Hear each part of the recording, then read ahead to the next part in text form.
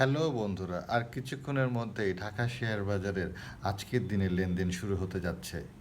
তো লেনদেন শুরুর আগে আজকের ট্রেডিং টিপস। হ্যালো বন্ধুরা, যারা তোমরা প্রতিদিন ট্রেডিং করতে পছন্দ করো তাদের জন্য স্বল্প সময়ে প্রফিট হতে পারে এমন একটি শেয়ারের ট্রেডিং টিপস। উক্ত শেয়ারটি সংক্ষিপ্ত তথ্য প্রকাশ করার আগে একটি কথা বলবো। পুঁজিবাজার সবসময় ঝুঁকিপূর্ণ, তাই জেনে বুঝে বিনিয়োগ করবেন।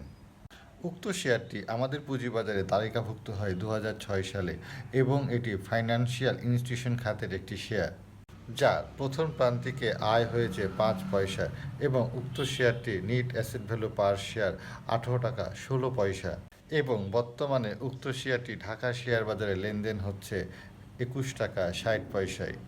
তাছাড়া উক্ত প্রতিষ্ঠানের বেশিরভাগ শেয়ারই রয়েছে ইনস্টিটিউশন স্পন্সর ডিরেক্টর ফরেনারদের হাতে, আর এই শেয়ারটি হচ্ছে আইপিডিসি।